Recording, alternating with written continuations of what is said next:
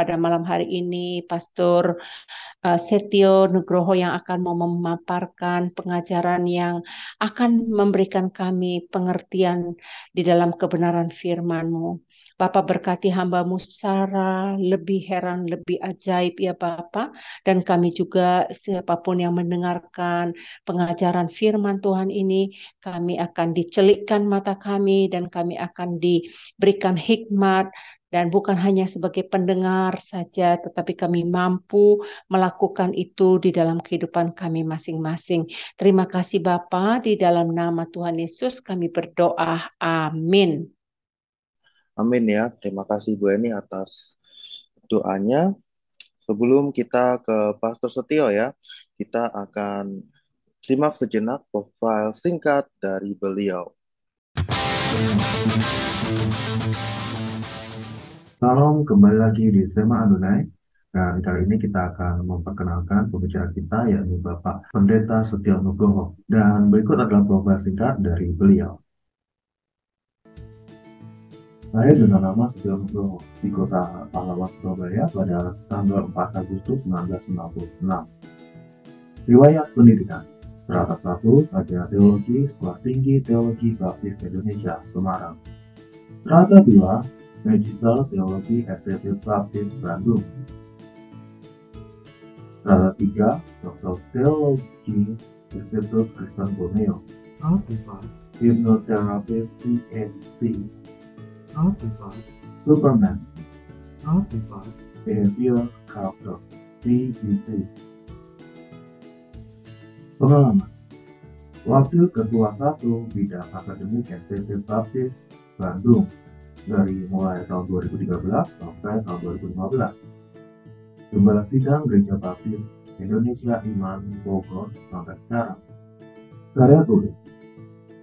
Buku Khotbah Transformatif, Peran Roh Kudus dalam Khotbah yang Mengubah Hidup. Dari Sema Adonai terus menyuarakan pengajaran firman Tuhan yang membangun iman. Para narasumber pengajar di Sema Adonai sangat kompeten dan profesional. Kami mengundang Anda bergabung bersama kami di Sema Adonai 24 jam. Ya, kita akan mulai dengan pembacaan ya. Sida-sida dari tanah Ethiopia. Kemudian berkatalah seorang malaikat Tuhan kepada Filipus, katanya, bangunlah dan berangkatlah ke sebelah selatan, menuju jalan yang turun dari Yerusalem ke Gaza. Jalan itu jalan yang sunyi. Lalu berangkatlah Filipus, adalah seorang Ethiopia, seorang sida-sida, pembesar dan kepala pembendaraan Sri Kandake, Ratu Negeri Ethiopia yang pergi ke Yerusalem untuk beribadah. Sekarang orang itu sedang dalam perjalanan pulang dan duduk dalam keretanya sambil membaca kitab Nabi Yesaya. Lalu kata Roh kepada Filipus, pergilah ke situ dan dekatilah kereta itu. Filipus segera ke situ dan mendengar sida-sida itu sedang membaca kitab Nabi Yesaya. Kata Filipus, mengertikah Tuhan apa yang Tuhan baca itu? Mengertikah Tuhan apa yang Tuhan baca itu? Jawabnya, bagaimanakah aku dapat mengerti kalau tidak ada yang membimbing aku? Lalu ia meminta Filipus naik dan duduk di sampingnya. Nas yang dibacanya itu berbunyi seperti berikut. Seperti seekor domba, ia dibawa ke pembantaian, dan seperti anak domba yang keluh di depan orang yang menggunting bulunya. Kemudian demikianlah ia tidak membuka mulutnya. Dalam kehinaannya, berlangsunglah hukumannya. Siapakah yang akan menceritakan asal-usulnya? Sebab nyawanya diambil dari bumi. Maka kata sida-sida itu kepada Filipus, aku bertanya kepadamu, tentang siapakah Nabi berkata demikian? Tentang dirinya sendiri atau tentang orang lain? Maka mulailah Filipus berbicara dan bertolak dari nas itu, ia memberitakan Injil Yesus kepadanya. Mereka melanjutkan perjalanan mereka dan tiba di suatu tempat yang ada air. Lalu kata sida-sida itu, lihat, di situ ada air. Apakah halangannya jika aku dibaptis? Saat Filipus, Jika Tuhan percaya dengan segenap hati, boleh jawabnya. Aku percaya bahwa Yesus Kristus adalah anak Allah. Lalu orang Ethiopia itu menyuruh menghentikan kereta itu, dan keduanya turun ke dalam air. Baik Filipus maupun sida-sida itu, dan Filipus membaptis dia.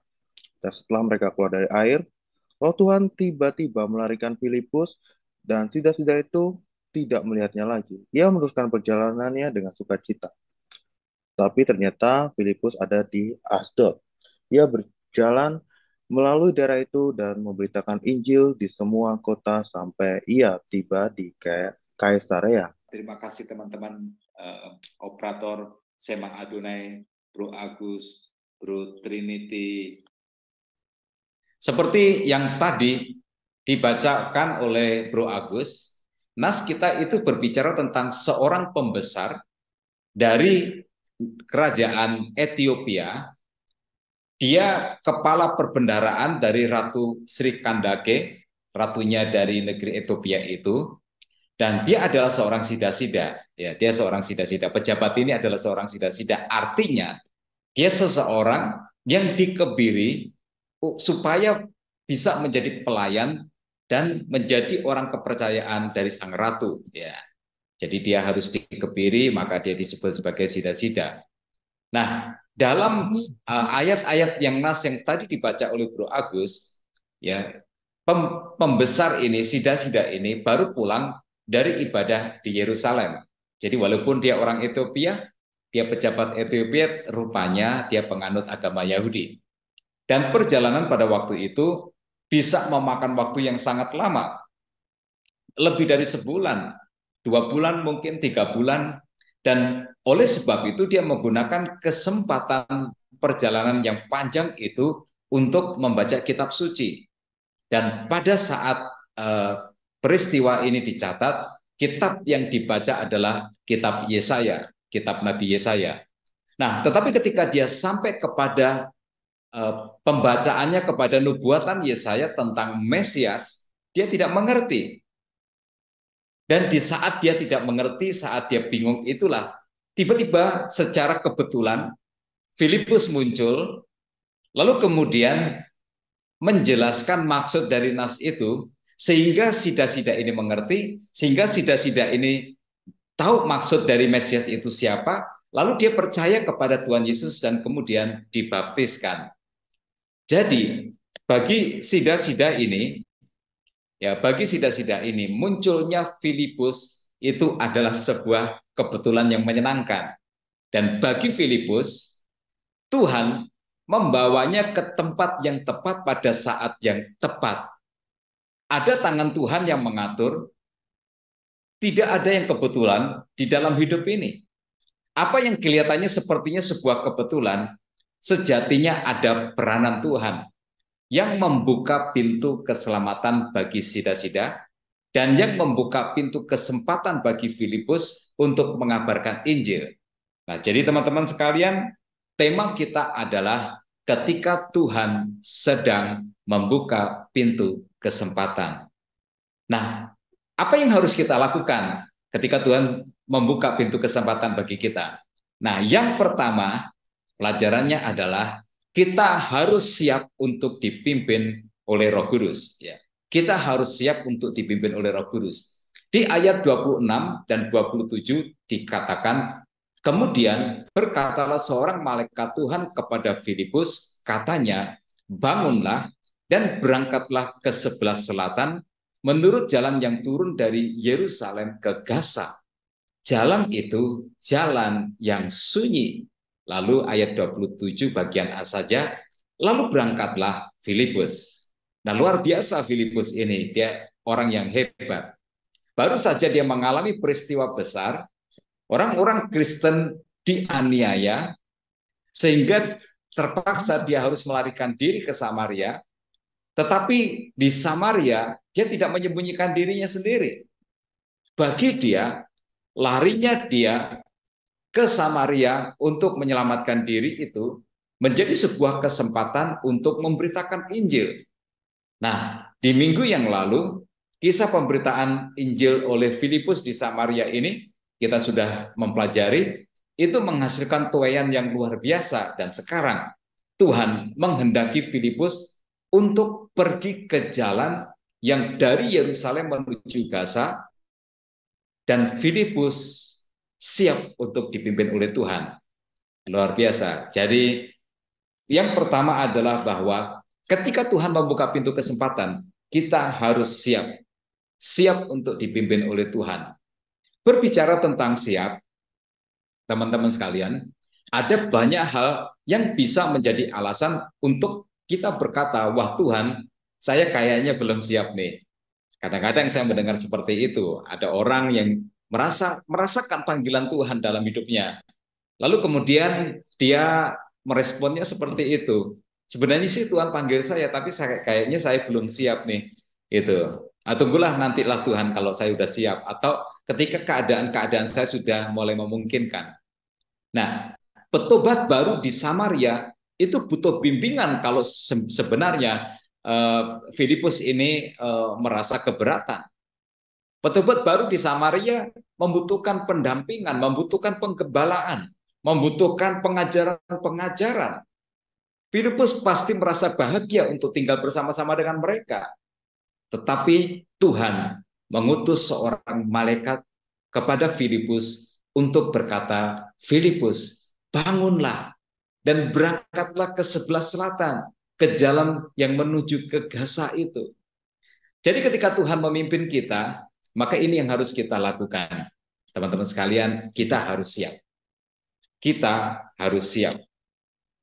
Kita harus siap untuk meninggalkan zona nyaman kita.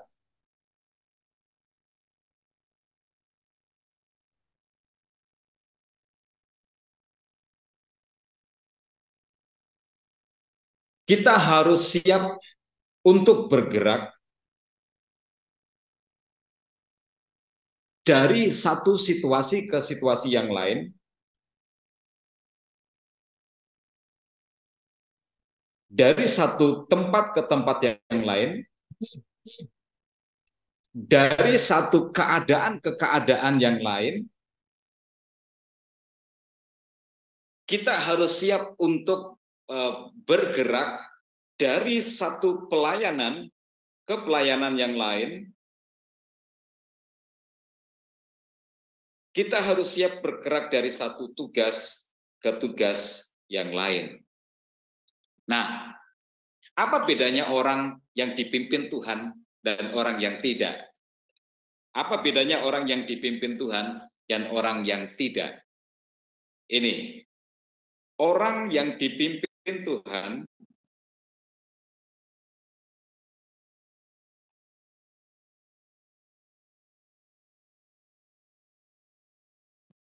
tidak mengejar kenyamanan duniawi.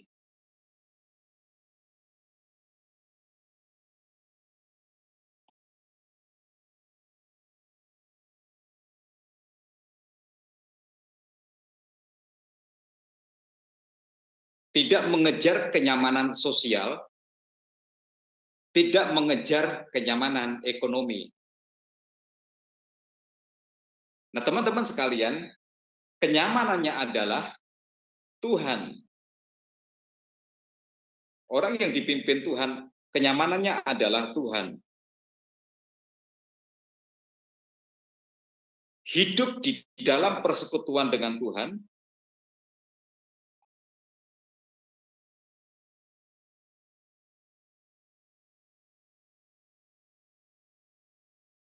dan hidup di dalam pimpinan Tuhan. Itu orang yang dipimpin Tuhan dan orang yang tidak itu kelihatan sekali. Sebenarnya Filipus bisa saja beralasan, Tuhan, Engkau kan memberitahu untuk pergi, tapi kan Engkau tidak memberitahu untuk apa saya ke sana. Tuhan kan hanya berkata berangkatlah ke sebelah selatan. Nah, teman-teman sekalian, ini mengingatkan saya kepada Abraham. Dulu Abraham ketika Tuhan panggil, Tuhan berkata, Abraham, pergilah dari keluargamu, ayahmu, ibumu, sanak saudaramu, kampung halamanmu, pergilah dari negerimu ke tempat yang akan kutunjukkan kepadamu. Tuhan tidak memberitahukan kepada Abraham harus pergi kemana, tetapi Tuhan hanya berkata, pergilah Abraham. Nah teman-teman sekalian, hanya orang yang siap untuk dipimpin oleh Tuhan sajalah yang bisa menerima panggilan seperti ini, yang bisa taat. Jika kita tidak siap, kita tidak akan bisa taat. Bisa-bisa Tuhan kita ajak untuk berdebat. Tetapi seperti Abraham, Filipus tidak. Ya, dia percaya kepada Tuhan dan dia taat. Bisa saja saudara-saudara, teman-teman sekalian, Filipus beralasan, Tuhan, jalan dari Yerusalem ke Gaza itu jalan yang sepi. Nggak ada di situ angkot yang ngetem, nggak ada orang yang berkerumun, nggak ada Indomaret, nggak ada Alfamart, nggak ada orang-orang yang jualan di sana, nongkrong-nongkrong di sana. Nanti kalau ada apa-apa di sana bagaimana Tuhan? Nah teman-teman sekalian, Tuhan punya rencana. Perjalanan sida-sida ini adalah perjalanan antar negara.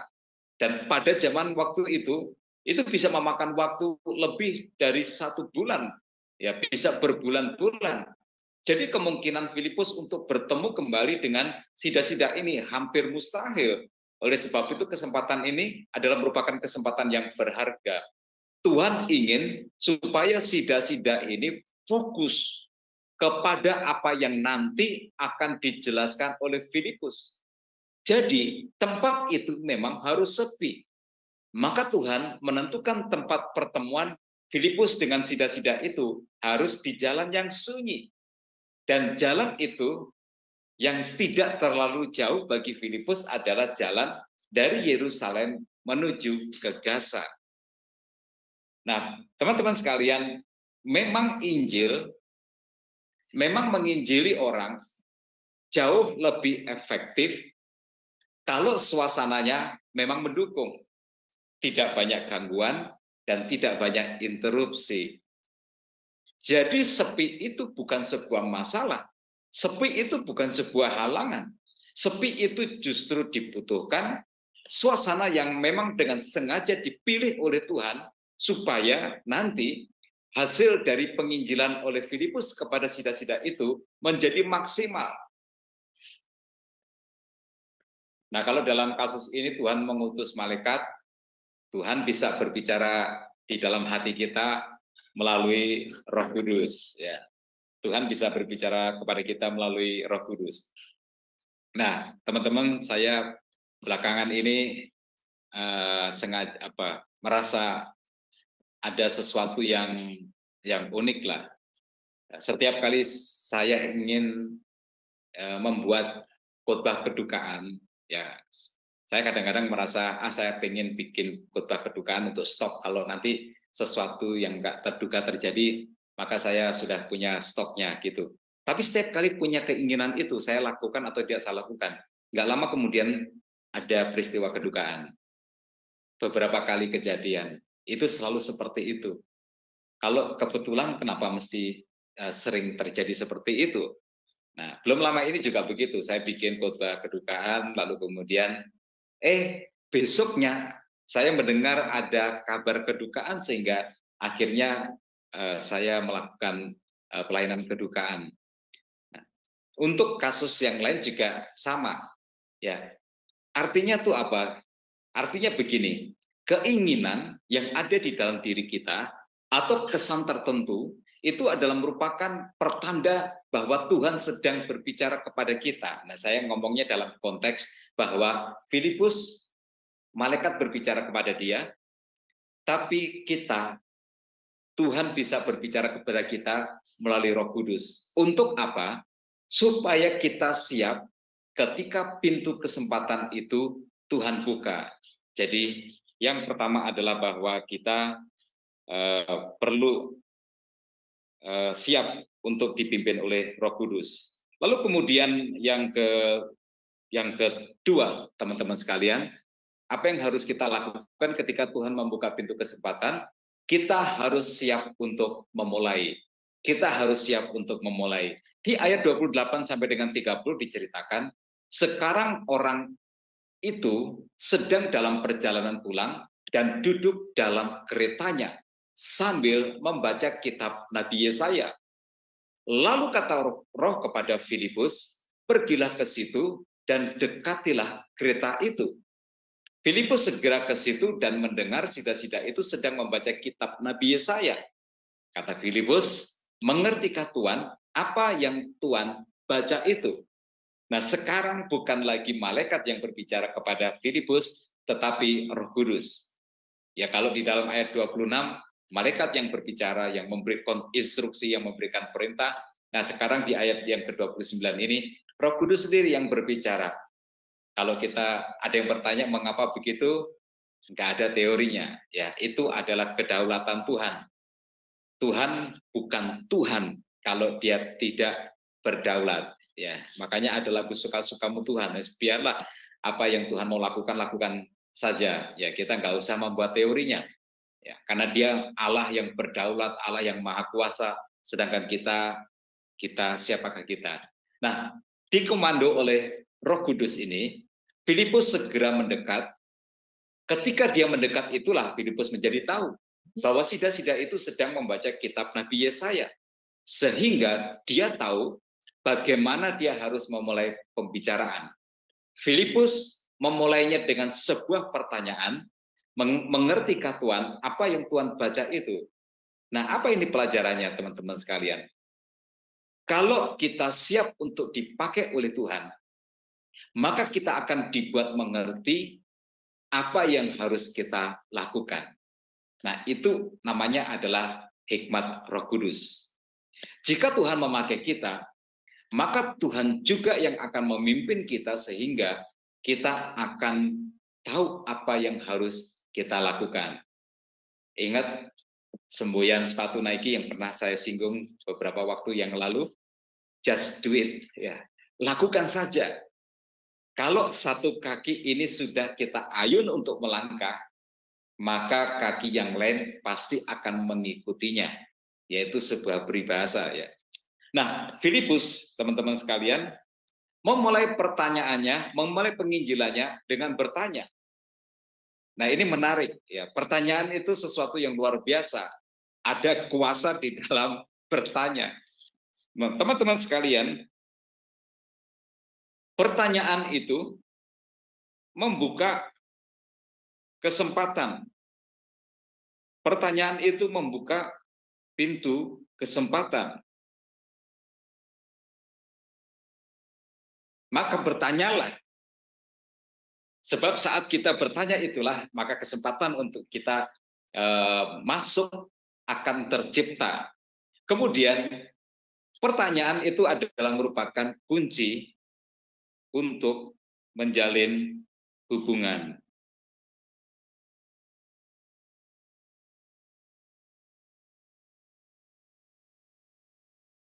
Sebelumnya Filipus tidak mengenal sida-sida ini, tetapi oleh karena dia bertanya, lalu kemudian ada hubungan yang tercipta di situ, maka bertanyalah. Ya. Kemudian pertanyaan itu menunjukkan bahwa kita punya minat dan perhatian kepada orang lain, kepada orang itu, ya kepada target kita. Kemudian pertanyaan itu membangun ikatan emosi. Nah, sebenarnya saya mau katakan begini bahwa pertanyaan itu penting sekali. Ada power di dalam pertanyaan. Pertanyaan membuat kita bisa memahami orang lain dengan lebih baik, sehingga orang akan respect, lalu kemudian mendengarkan kita. Dan pertanyaan juga membuat kita tahu apa yang diinginkan oleh orang lain, atau apa yang dibutuhkan orang lain.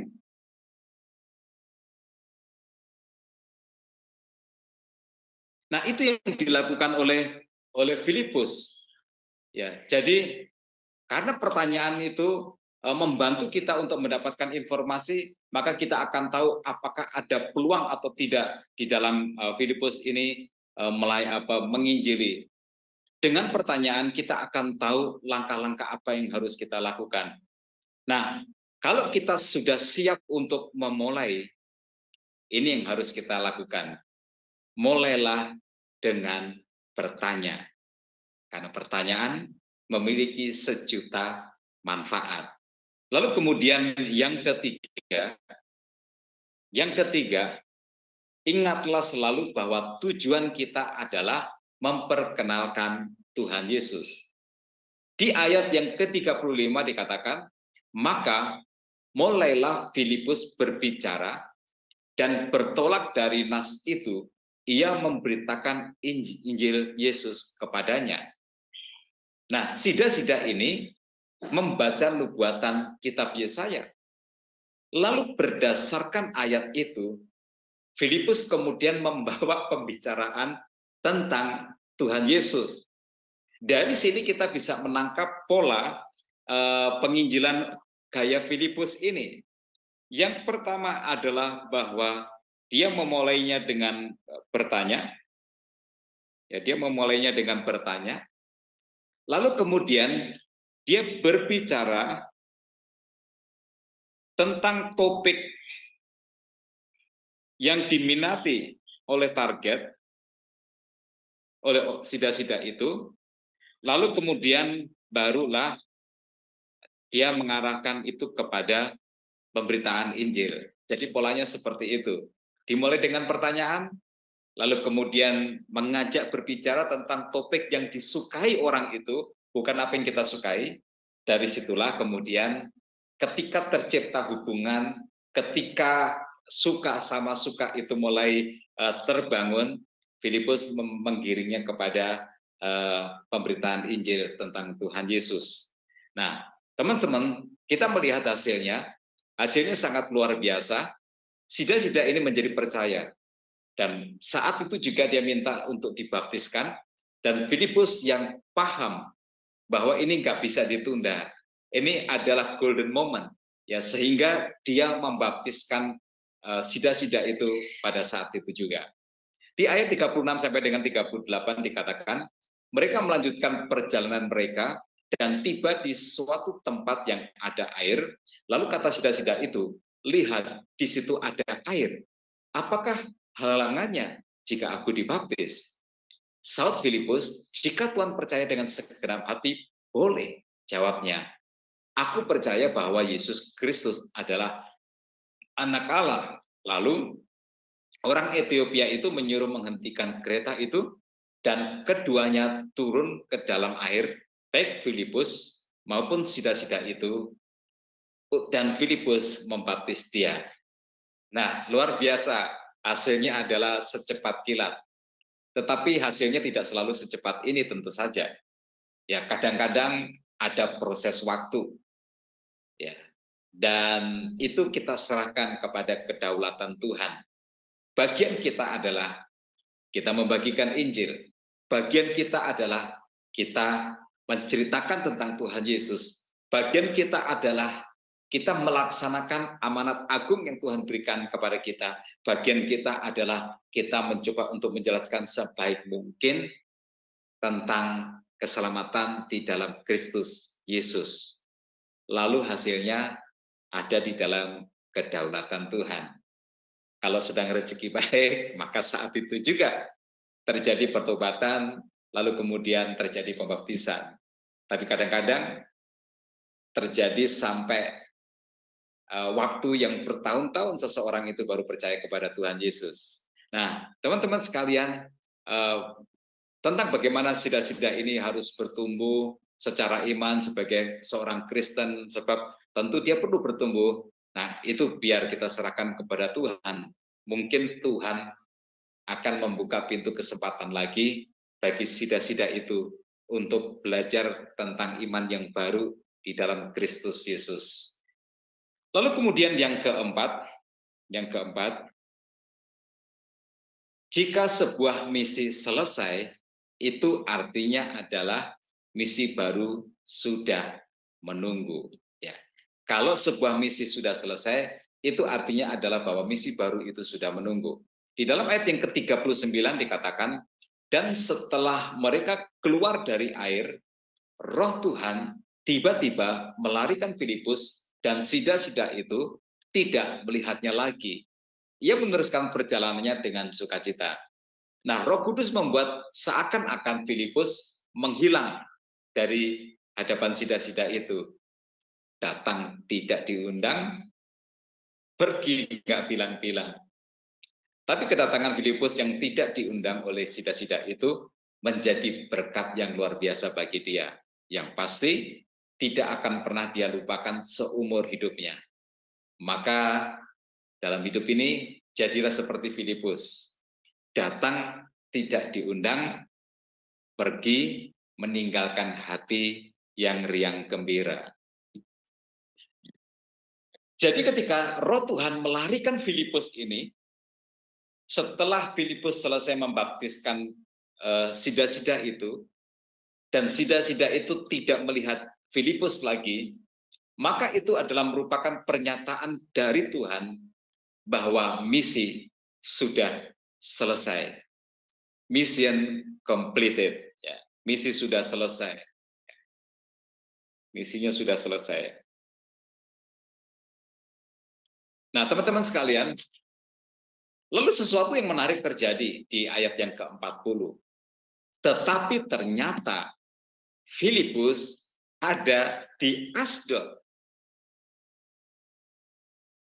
Dia berjalan melalui daerah itu dan memberitakan Injil di semua kota sampai ia tiba di Kaisaria. Luar biasa. Nah, ketika Tuhan berkata, Filipus, tugasmu untuk mengabarkan Injil kepada sida-sida ini sudah selesai, dia sudah percaya, dia sudah dibaptiskan, maka kemudian Roh Kudus membawa Filipus, istilah yang dipakai adalah melarikan Filipus ke Asdod, dan dia kemudian melanjutkan pelayanan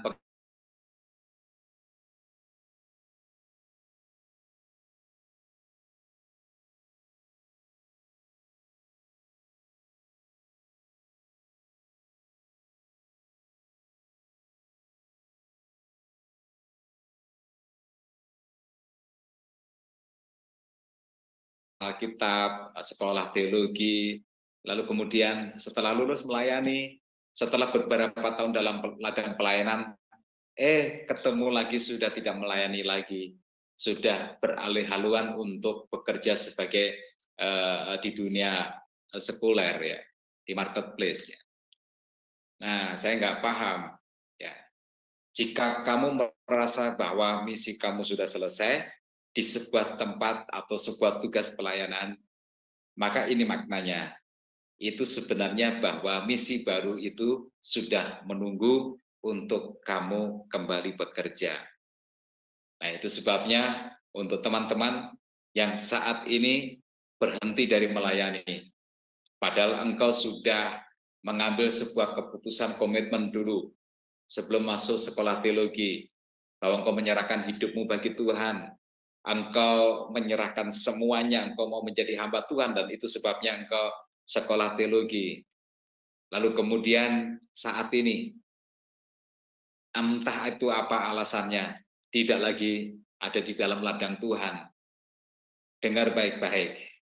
Kalau engkau merasa bahwa tugas yang dulu itu sudah selesai, maka engkau harus memulai dengan tugas yang baru.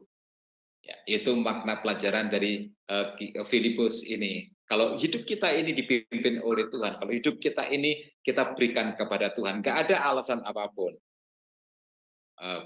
Beberapa waktu yang lalu saya mendengar sebuah kisah kesaksian tentang seorang hamba Tuhan. Dulu saya menyebutnya, saya nggak mau menyebut dia sekarang hamba Tuhan. Ya, dia terpanggil, dia menyerahkan hidupnya bagi Tuhan. Lalu kemudian dia cerita bahwa dia sekolah Alkitab, nggak apa-apa sekolah Alkitab, bukan sekolah teologi. Setelah itu kemudian dia masuk ke ladang pelayanan, diminta untuk merintis sebuah gereja yang di daerah itu tidak ada jemaatnya sama sekali. Dia kerjakan, sampai kemudian terkumpul orang-orang percaya. Dia bersyukur kepada Tuhan. Tetapi ketika jemaatnya sudah mulai banyak, gereja induknya atau gembala seniornya memerintahkan dia untuk pergi ke tempat yang lain lagi untuk memulai pelayanan yang sama seperti yang dulu dia lakukan. Dan dia merasa tidak suka dengan itu. Setelah apa yang dia kerjakan itu tinggal memetik hasilnya, dia disuruh pergi. Dia kecewa, dia marah, dia kemudian tinggalkan tempat pelayanan itu, dia pulang ke kampung halamannya, dan dia putuskan untuk dia mulai bekerja sebagai orang sekuler. Saya nggak bisa menerima keterangan seperti itu. Kamu kecewa kepada pendeta, kamu kecewa kepada lembaga, kamu kecewa kepada orang yang menjadi atasanmu, lalu kenapa kamu tidak lagi mulai melayani? Bukankah komitmenmu itu adalah komitmen kepada Tuhan? Kecuali dasar memang kamu hamba uang. Ketika kamu tidak lagi merasa ada manfaat keuangan di situ, kamu berhenti meninggalkan Tuhan. Tetapi kalau kamu mendengarkan ini, kembalilah. Mungkin tugas yang lalu itu dicukupkan bagimu sudah selesai. Tapi sebenarnya itu berarti menunggu tugas yang baru. Ya, ketika misi sudah selesai, maka itu menunggu misi yang baru. Awalnya Filipus melayani di Yerusalem, lalu kemudian dia lari ke Samaria. Di Samaria dia melayani Tuhan, memenangkan banyak jiwa. Lalu Tuhan utus dia ke jalur Gaza untuk mengabarkan Injil kepada sida-sida. Ketika sida-sida itu kemudian percaya menerima Yesus dan minta dibaptiskan dan dibaptiskan, Tuhan kemudian membawanya ke Asdod, membawanya ke banyak kota, sampai kemudian dia sampai di Kaisarea. Nah, teman-teman sekalian, saya ingin menyampaikan dua pertanyaan ini untuk kita semua, untuk mengakhiri kesempatan bersharing ini. Yang pertama, pernahkah Tuhan membuka pintu kesempatan bagimu? Ini Mas Agus, baiknya yang menjadi diskusi kita pada malam hari ini. Ya, pernahkah Tuhan membuka pintu kesempatan bagimu? Coba disaringkan. Lalu pertanyaan yang kedua, adakah misi yang sudah kita kerjakan sampai selesai? Kalau ada, maka berarti menunggu misi yang baru. Terima kasih, saya kembalikan ke Bro Agus.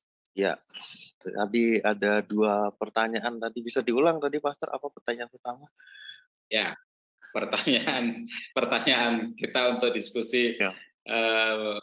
saat ini. Yang pertama, pernahkah Tuhan membuka pintu kesempatan bagimu? Nah, ini kita sharingkan ya. Saya ingin dengar ya, saya ingin dengar. Itu pertanyaan yang kedua. Pertanyaan yang kedua adalah, adakah misi yang sudah kita kerjakan sampai selesai? Ya, pernahkah Tuhan? Sebab itu, Oke, pernahkah Tuhan membuka kesempatan bagiku ya? Ya. Sorry. Pintu kesempatan. Oke, membuka pintu kesempatan. Sorry, aku nulisnya agak lama ya. Pintu kesempatan.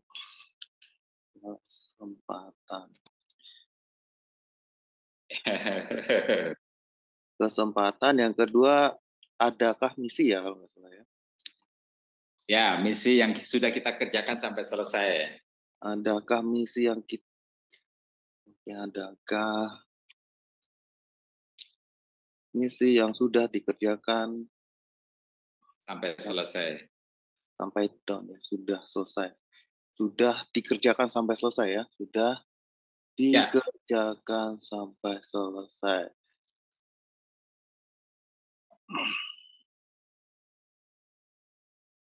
Sampai selesai, yaitu teman-teman kalau ada yang mungkin mau ikut diskusi silahkan ya.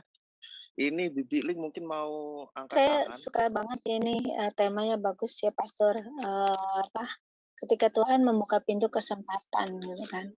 Nah, saya mungkin ini di luar dari apa bukan di luar dari topik ya. Maksudnya gini Pastor, apakah Tuhan memberikan kita kesempatan itu, maksudnya untuk melakukan hal yang baik, sama seperti, maksudnya boleh maksudnya Tuhan, memberi kita kesempatan berulang-ulang atau bagaimana, gitu Pastor?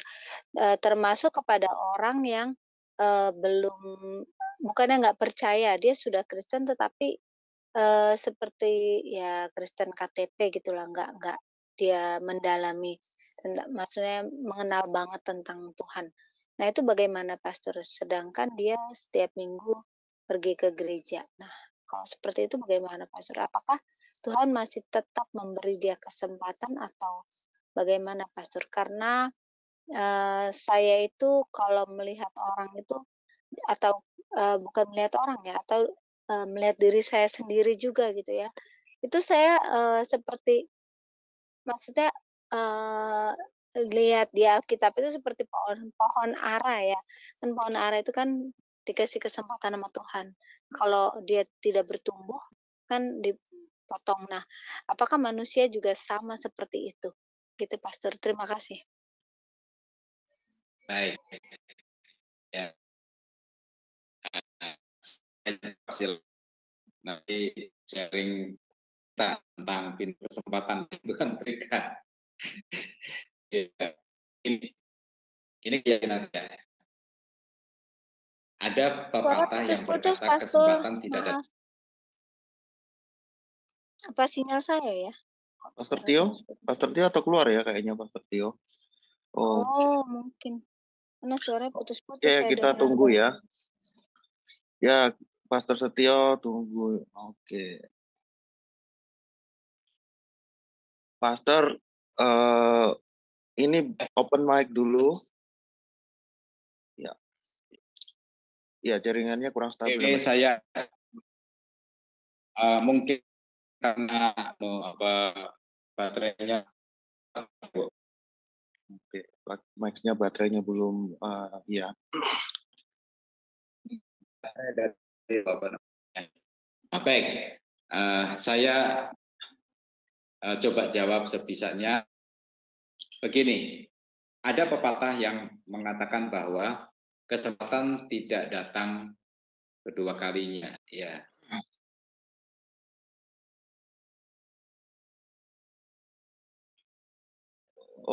Oke, tampaknya Sister Ana harus sangat-sangat bersabar ya, karena kita masih tunggu Pastor Setio ya. Belum ada kesempatan untuk dijawab tadi pertanyaan. Iya, betul. Iya ya. Gak apa-apa lah, sabar yang penting ada kesempatan untuk Iya ya. bertanya. Oke, ya pastilah dijawab nanti ya. Oke, biar Pastor Setio memperbaiki koneksinya sebentar ya, Sister Ana ya. Oke, Pastor Setio. ya oke. Baik, maaf ini gangguan teknis. Aduh, sebentar. Saya tata dulu. Oke, jadi ini Sister Ana juga harus belajar sabar ya hari ini ya. Sabar. Ya, yang pertama begini. Memang ada pepatah yang mengatakan kesempatan tidak datang sekali. Ya, itu diciptakan bukan benar-benar kesempatan tidak, bukan begitu. Tapi kesempatan itu berharga oleh sebab tidak banyak kesempatan itu akan. Nah, terkait dengan kesempatan untuk kita mengikut Tuhan, kesempatan untuk kita percaya Tuhan, memperbaiki diri, memperbaiki hidup, atau pelayanan, dan lain sebagainya. Saya percaya Tuhan memberikan kita kesempatan berulang-ulang. Gitu. Mengapa? Karena Tuhan itu Tuhan yang sabar. Tuhan itu seperti yang dia ungkapkan sendiri, bahwa kasih setianya itu tidak berubah. Tuhan itu bukan manusia yang ketika dilukai hatinya sekali, dua kali, atau tiga kali, maka kemudian putus hubungan. Enggak, tidak sama sekali. Tuhan itu Tuhan yang terus memberikan kesempatan kepada setiap orang sampai nyawa yang terakhir, sampai hembusan nyawa yang terakhir. Nah, oleh sebab itu, sebaiknya kita perlu untuk menghargai dan menangkap setiap kesempatan yang Tuhan berikan untuk kita itu. Kira-kira seperti itu, Ibu Ana. Lalu bagaimana dengan kesaksiannya tentang pengalaman Tuhan membuka pintu kesempatan? Silakan. Ya, kalau saya pribadi sih begini ya, Pastor. Setiap orang punya masa lalu ya, Pastor ya. Masa lalu yang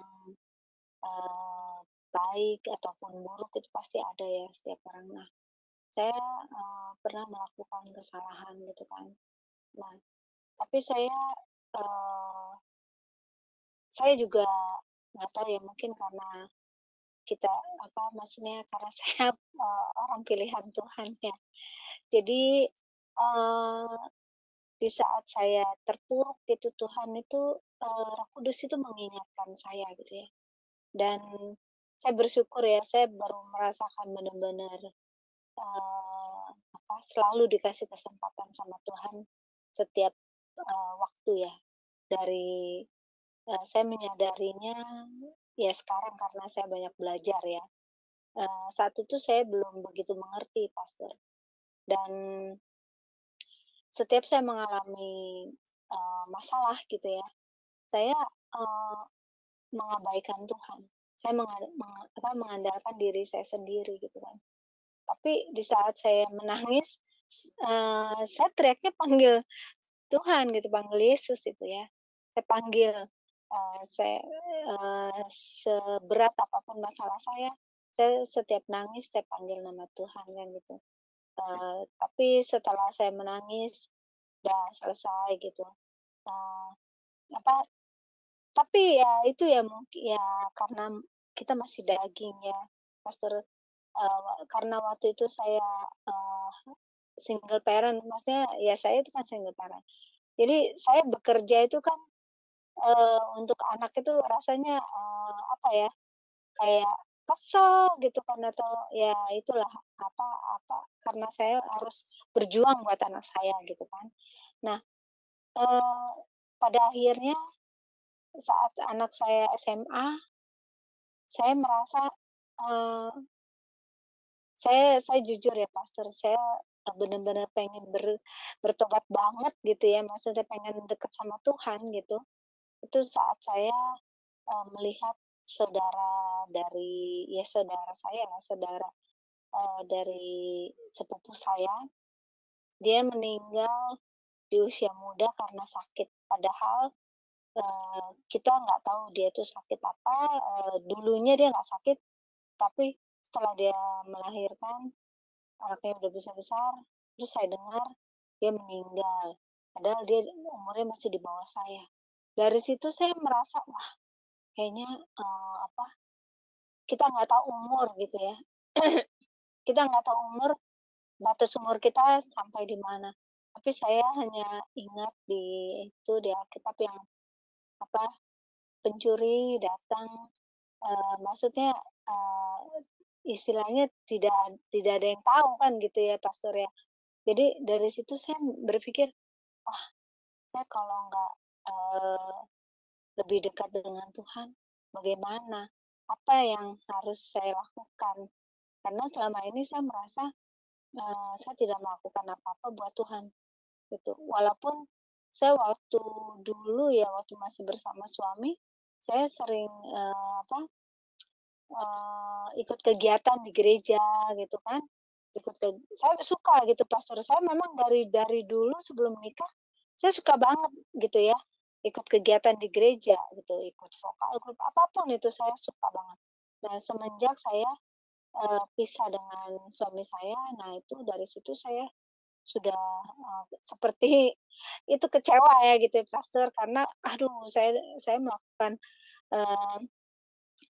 kegiatan ibadah tapi kok ternyata saya harus pisah dengan suami saya karena ya suami saya dengan wanita lain gitu. Jadi saya kecewa, bukan agak ya, saya kecewa. Dari situ saya nggak mau saya berdoa, tetapi saya tidak terlalu mengandalkan Tuhan gitu ya.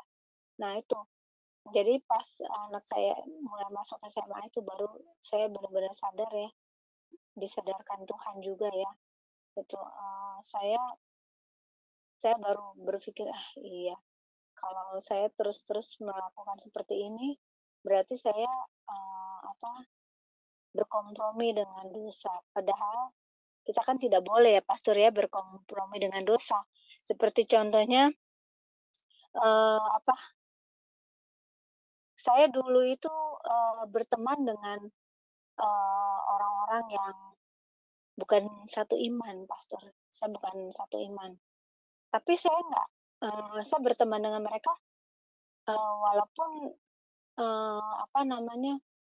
dia nggak satu iman, status mereka itu ya maaf ya Pastor, bukan saya menjatuhkan mereka, teman-teman saya sendiri, tapi sangat buruk gitulah status mereka. Tetapi puji Tuhan saya nggak pernah terpengaruh dengan itu, gitu loh. Saya hanya siapapun dia, selagi dia cocok dengan saya, ya itu teman saya gitu ya. Saya tidak memandang, wah dia wanita nakal, dia begini, dia pembantu, dia begini. Saya nggak pernah seperti itu. Atau dia nyonya besar apa gimana. Saya nggak pernah pandang itu selagi dia baik dengan saya, mau berteman dengan saya, it's okay gitu ya, Pastor. Nah, saya nggak berpikir harusnya kan saya lebih dekat dengan keimanan saya gitu ya, walaupun saya nggak nggak berteman, maksudnya saya berteman sama mereka walaupun dia bukan satu iman, saya biasa aja gitu, dan saya nggak banyak ngobrol tentang kebaikan Tuhan atau gimana. Nah itu, makanya saya diingatkan oleh Roh Kudus bahwa saya nggak harus selalunya jauh dari Tuhan. Dan saya memang kalau pas hari Minggu gitu, Pastor, saya lebih senang berkumpul dengan teman-teman, ya itu teman-teman saya yang beda agama gitu ya, nggak seiman lah gitu. Saya lebih suka ngobrol dengan mereka, karena saya merasa kecewa ya, jadi saya nggak mau gitu. Tetapi puji Tuhan, di saat anak saya SMA, saya bersyukur banget Roh Kudus mengingatkan saya supaya saya jangan terlalu dekat dengan mereka, sehingga saya terus mau belajar tentang kebenaran firman Tuhan. Makanya saya bersyukur ya, Tuhan masih kasih saya kesempatan ya, Pastor ya. Tetapi saya nggak pernah mau, maksudnya saya selalu mengingatkan anak saya untuk pergi ke gereja, rajin ke gereja, sedangkan saya sendiri dulu sulit sekali untuk pergi ke gereja gitu ya. Tapi saya nggak pernah maksudnya saya selalu mengingatkan anak saya, selalu dia harus dekat dengan Tuhan gitu, harus ikut kegiatan gereja. Saya nggak mau anak saya seperti saya gitu, waktu itu saya berpikirnya seperti itu. Nah, makanya Pastor, saya bersyukur saya diberi kesempatan sama Tuhan untuk melakukan, maksudnya merubah gaya hidup saya. Makanya dari situlah saya bersyukur.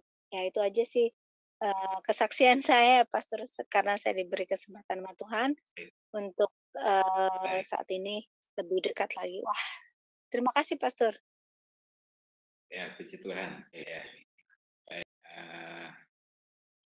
Ya, Tuhan saya yakin bahwa sering kali Tuhan memberikan kepada kita banyak kesempatan ya, banyak kesempatan.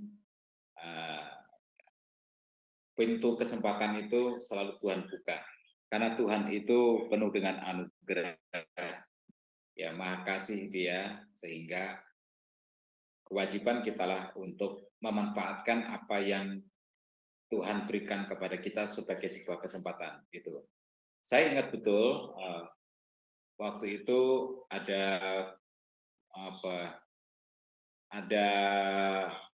undangan untuk berjumpa dengan bertemu di Sekretariat Negara itu saya berpikir waktu itu saya tidak mau berangkat dari Bandung menuju Jakarta karena saya ingin memakan semuanya oke. Sehingga saya memutuskan untuk naik motor dari Bandung ke Bogor dulu karena mobil saya taruh di Bogor. Nah, ketika saya mengendarai motor dalam kecepatan yang tinggi itu di puncak itu saya jatuh, motor saya kepleset jatuh, motor saya lari ke kanan, sayanya terlempar ke kiri. Kepala saya dilindas oleh motor di belakang saya itu sampai helmnya lepas itu. Kemudian saya melanjutkan perjalanan, terus kemudian saya ganti dengan mobil, saya berangkat ke Jakarta besoknya saya berangkat ke Jakarta gitu. Ada pertemuan di Sekretariat Negara, lalu setelah rapat itu karena mereka pimpinan-pimpinan perguruan tinggi pada waktu itu yang datang, semuanya itu bos-bos. Jadi tidak ada satupun yang mengambil sebuah kesempatan ya. Kita itu nggak tahu ngapain. Nah, saya bersyukur saya ada iPad ya. Kemudian saya duduk di sebelah ketuanya, koordinatornya, lalu kemudian dengan pimpinan di situ, saya menggunakan waktu itu untuk untuk mereka semua hasil pembicaraan itu, lalu kemudian saya bagikan ke grup ya, Nah, itu sebuah contoh untuk memanfaatkan kesempatan ya, karena nggak ada yang jadi sekretaris ya. Dengan saya bikin notulen pertemuan itu, akhirnya saya masuk menjadi tim inti pada waktu itu. Nah, setelah selesai itu, kita kan seharusnya pulang ke Bandung. Kami pulang ke Bandung. Saya nggak sendiri, saya yang ikut. Ya. Ternyata beberapa orang itu ingin bertahan di Jakarta karena mereka datang dari berbagai wilayah ya, berbagai luar kota, luar pulau.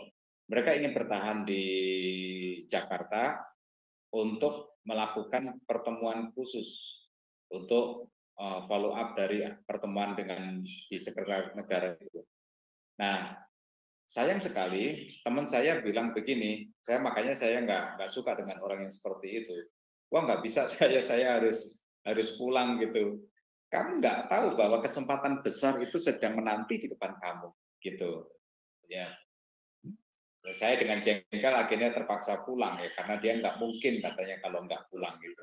Tapi puji Tuhan, karena dari saya membuat notulen pertemuan itu, akhirnya saya masuk ke lingkaran inti dari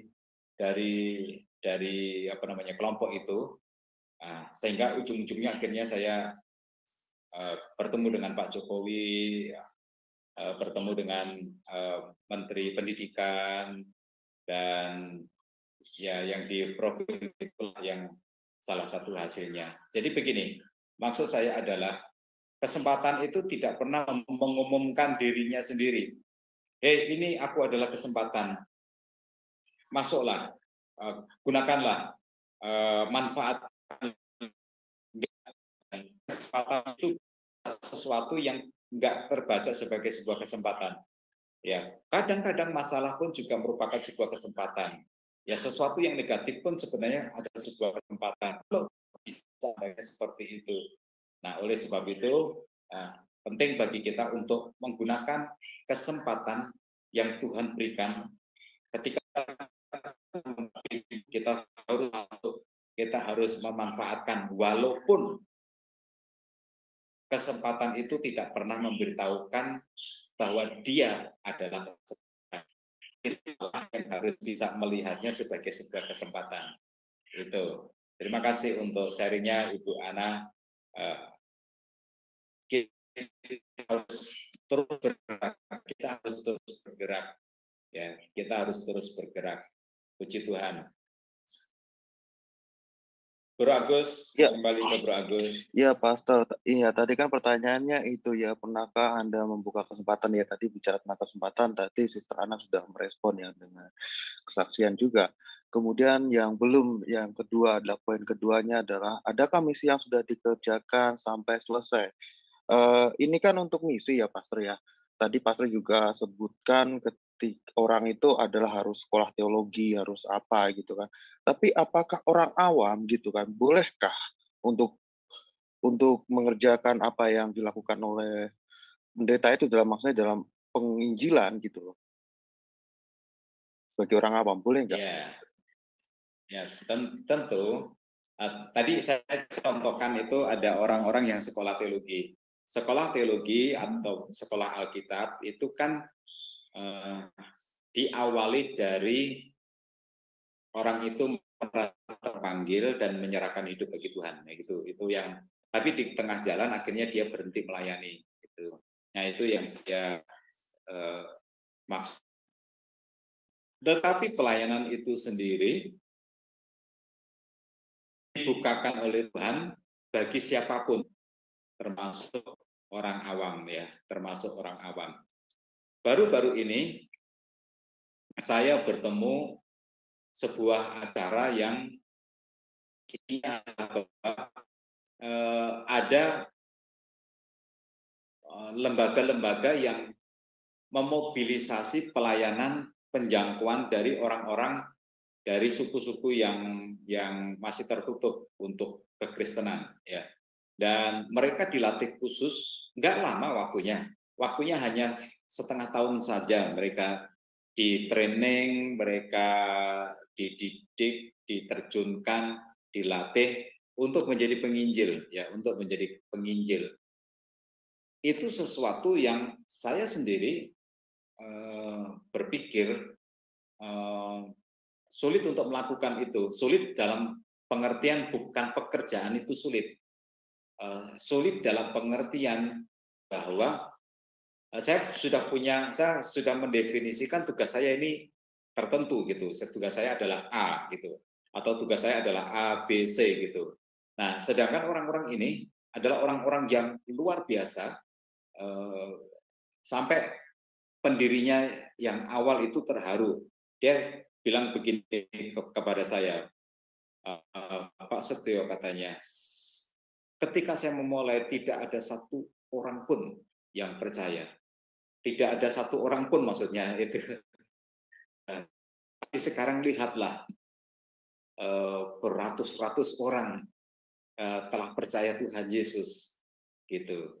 Nah, ini pelayanan kepada suku yang tertutup, yang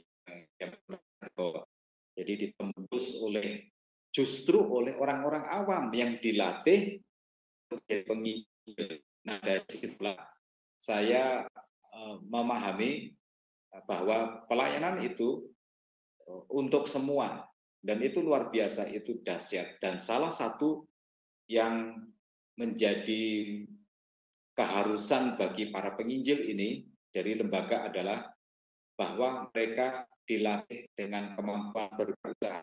Ya, kalau mereka berada di sebuah lokasi yang tidak ada orang Kristennya sama sekali, mereka harus punya statusnya sebagai pedagang, statusnya sebagai guru, statusnya sebagai apalah gitu. Nah, jadi mereka harus punya status gitu. Nah, dari situlah kemudian mereka diterima oleh masyarakat dan kemudian mulai melaksanakan penginjilan sampai kemudian ada jiwa-jiwa yang dimenangkan. Dan itu sungguh luar biasa itu. Kemarin jadi ada pertemuan se-Indonesia Raya yang saya diajak, saya bersyukur sekali untuk kesempatan itu. Jadi begitu Bro Agus, bukan hanya orang yang harus sekolah teologi saja, tetapi adalah orang-orang yang kaum awam pun bisa. Ya, puji Tuhan ya, Pastor ya. tadi ada yang seperti itu ya. Jadi ada misi dari orang awam pun juga ternyata bisa dipakai Tuhan gitu loh untuk menyebarkan Injil gitu kan, bahkan di suku-suku yang mungkin masih tertutup lah di kekristenan. Mungkin kita tahu lah suku-suku apa aja di Indonesia ini kan, ada beberapa suku yang memang sangat berat ya Pastor ya, karena memang budaya yang membentuk karakter dari orang-orangnya itu memang udah boleh dibilang agak asing ya dengan kekristenan gitu ya Pastor ya. Ya biasanya sulit beratnya itu kan karena budaya, Iya ya, kultur. budaya. Ya, misalkan gini Pastor, apakah menyebarkan Injil itu juga bisa lewat budaya, Pak? Misalkan ya, kalau misalkan di suku Jawa kan ada yang namanya Ratu Adil yang dinanti-nantikan gitu kan. Ya, kalau dia bilang Ratu Adil yang dinanti-nantikan itu ya Yesus itu gitu loh, yang udah digenapkan. Dengan cara seperti itu bisa nggak gitu, Pastor? Gitu kan, dengan cara budaya yang dengan bahasa yang dimengerti oleh suku tersebut gitu. Misalkan yang saya contohkan tadi ada orang Jawa misalkan gitu loh, Pastor. Bisa nggak yang seperti itu, Pastor? Ya, jadi begini. Dulu pernah waktu kami mahasiswa itu ada diskusi tentang tradisi Mesias ya, tradisi Mesianis itu. Jadi orang Yahudi memiliki tradisi Mesianis, maksudnya one day suatu hari nanti mereka akan mengalami masa kejayaan bila Mesias itu telah hadir gitu.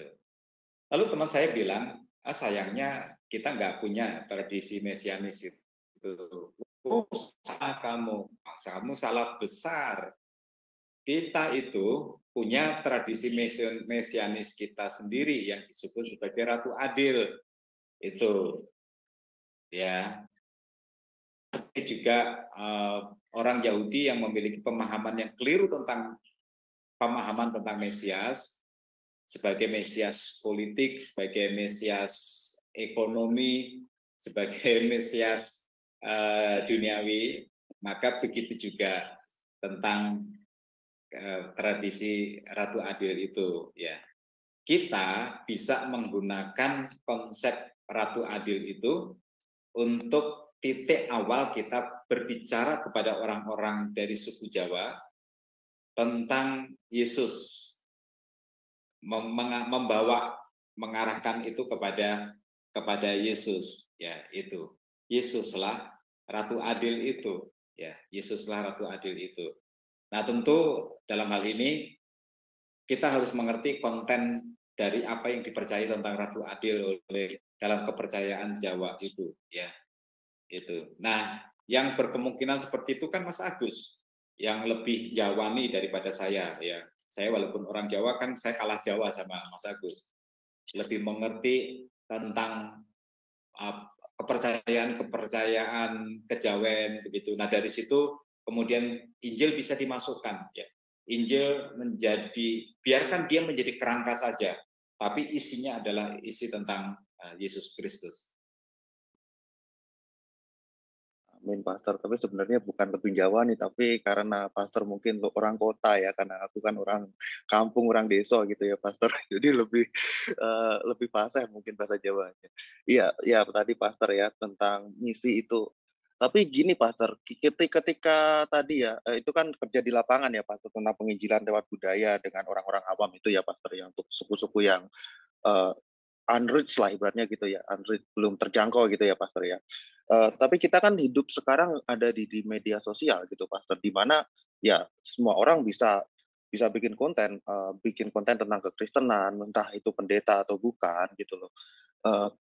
Yang masalahnya gini Pastor, ketika orang itu bikin konten dia udah mungkin baru baca 1-2 ayat gitu loh.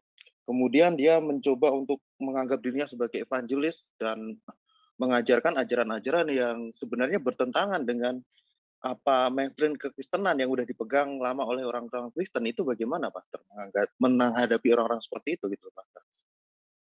Ya, itu apa namanya?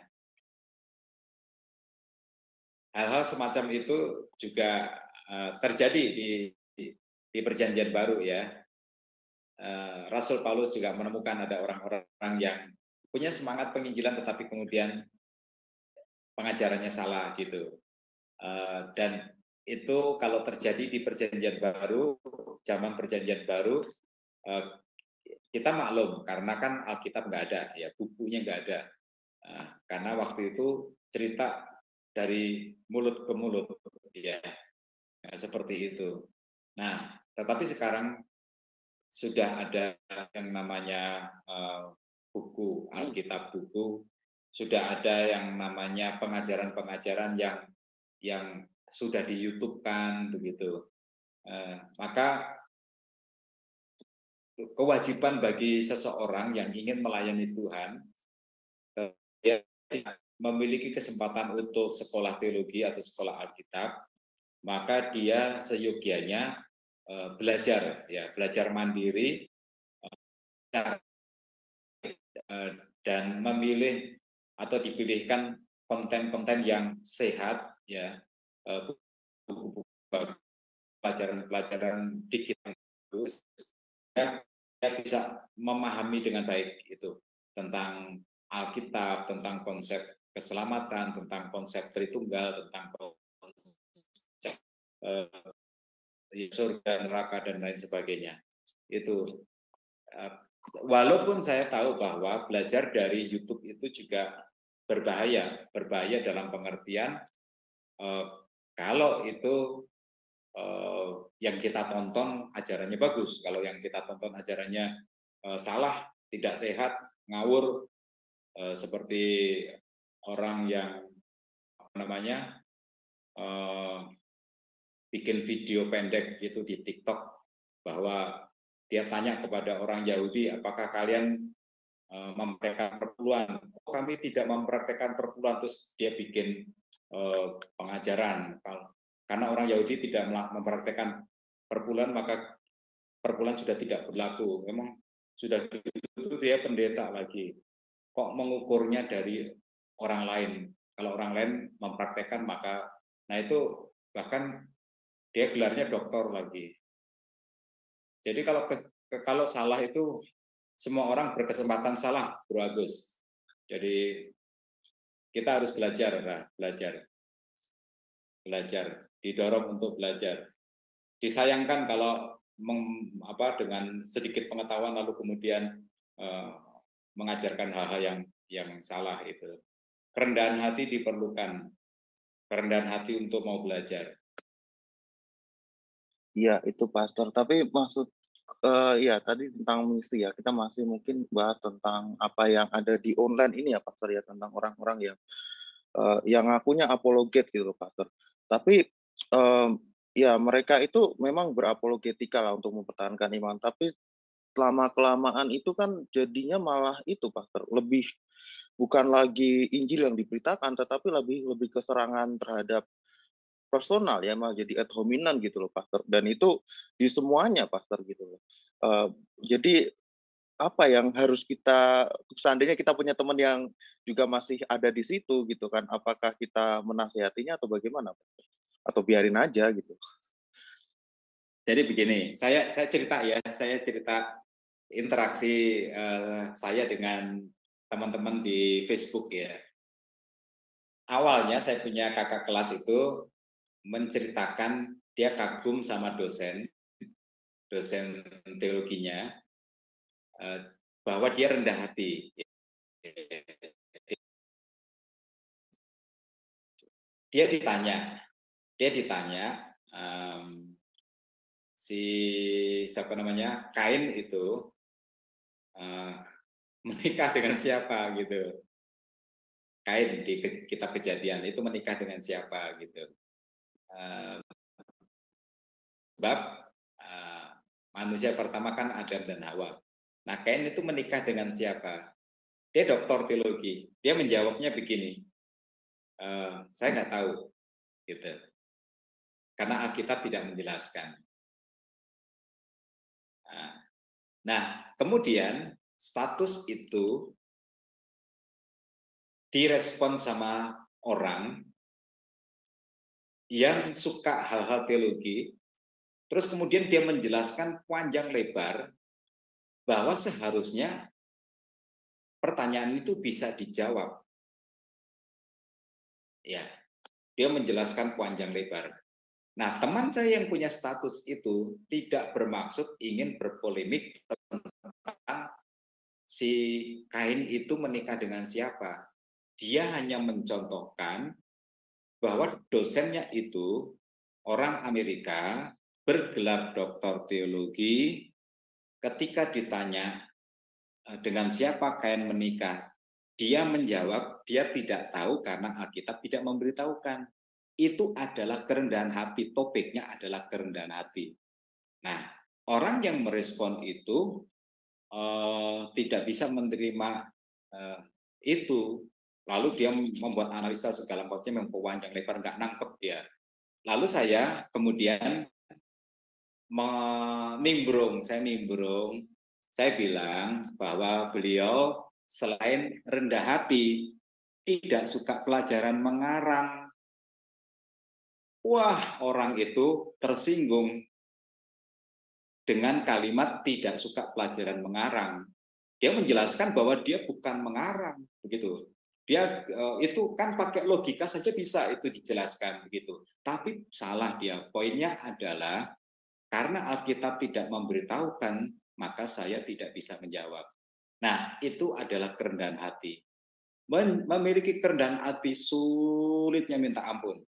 Kita itu sangat sombong, angkuh, bodoh, ya, sehingga kita suka mengarang apa yang tidak dijawab, yang seharusnya kita tidak jawab, kita menjawab. Yang tidak diinformasikan oleh Alkitab, kita kemudian menguraikannya dengan panjang lebar, dengan bahan dari mana. Nah, kalau kita ringkaskan itu, Bro Agus, maka kita ketemu sebuah jawaban begini. Kenapa tidak rendah hati? Saya tahu dosen saya itu bisa mengetahui semua yang dijabarkan itu, kemungkinan A, kemungkinan B, analisa C. Dia tahu gitu, dia tahu. Dia dokter kok. Dia tahu. Semua pengetahuan itu dia tahu. Filsafat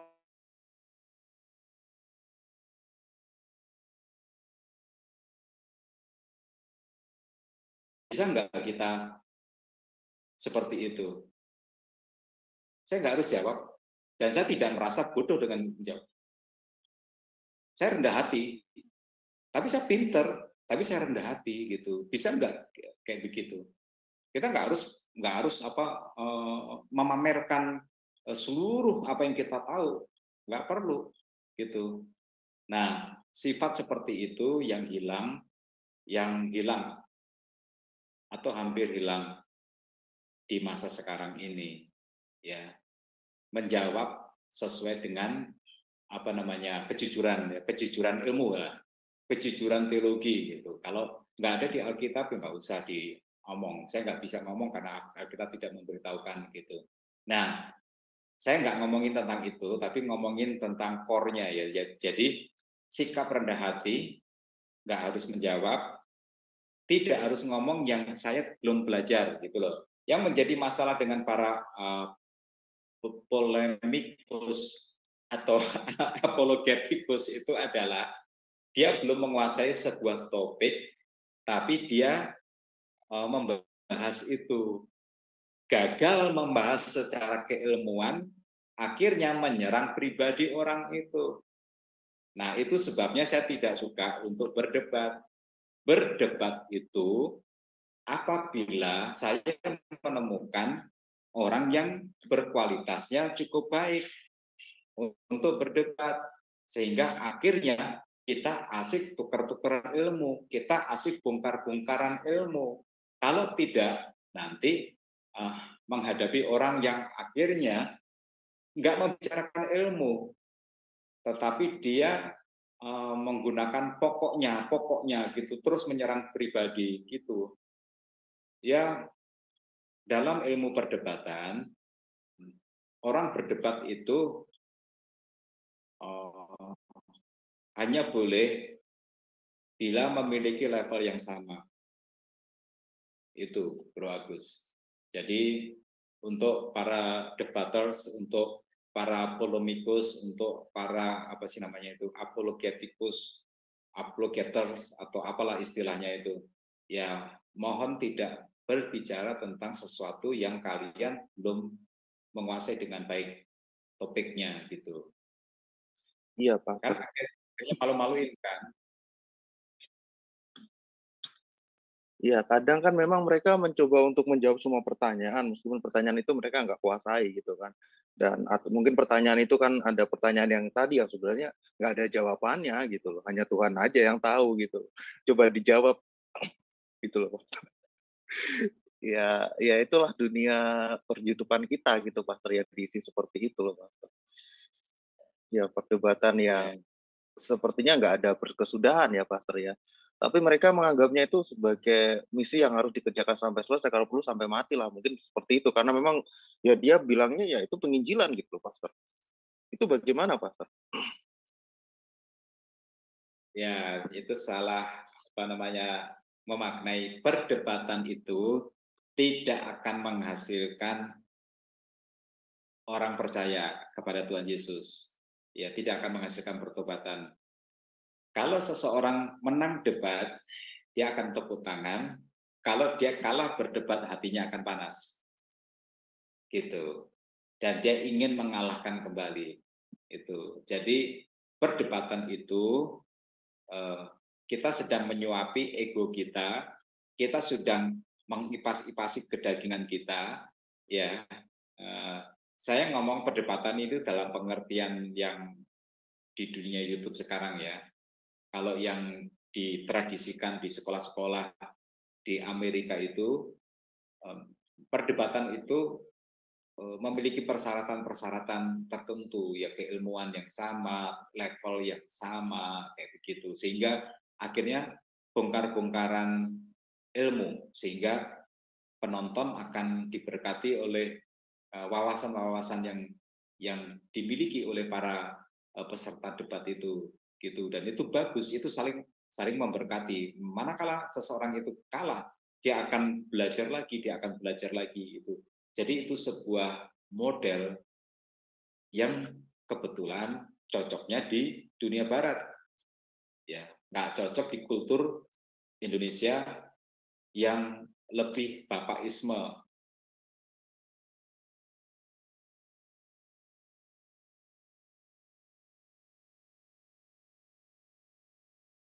Itu jadi ada nilai-nilai yang ketika dia kalah itu seperti seakan-akan habis riwayat hidupnya gitu, nilai dirinya itu hancur total gitu. Nah itu nggak pas ya, nggak pas. Itu sebabnya serangan pribadi gitu. Nah orang-orang seperti ini sedang menghidupkan apa? Yaitu yang namanya ini Mas Agus, namanya anggur baru tapi kantongnya lama. Ya, jadi orang Kristen tetapi hidupnya masih hidup yang lama. Hasilnya adalah kebenaran-kebenaran Kristiani yang dia miliki itu dia gunakan untuk menghantam orang lain. Itu karena kantong yang lama, hidupnya masih hidup yang lama, bukan hidup yang baru. Itu. Ya itu kita sedang ngobrolin tentang dunia per-YouTuber. Iya, ya. Ya. Kalau bisa kita membagikan sesuatu yang berbeda, kita beda, gitu. Kita nggak seperti itu. Iya, Pastor. Ya mungkin perdebatan kalau kita lihat memang kalau di Amerika memang dia punya konsepnya ya. Mungkin aku pernah lihat itu antara James White sama Michael Brown itu ya.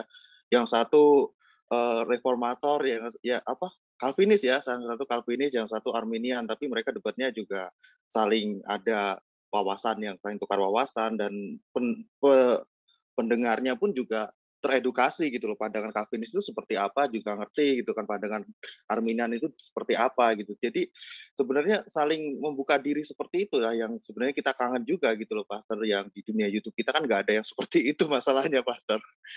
Yang debat akademis yang kayak gitu, yang ada jurinya, tapi kan sekarang modelnya gini, Pastor, keroyokan gitu loh, Pastor. Jadi Yeah. apa ya, nggak ada no rule lah, ibaratnya no rule gitu loh, Pastor. Iya. Ya, saya tidak menganut Arminian.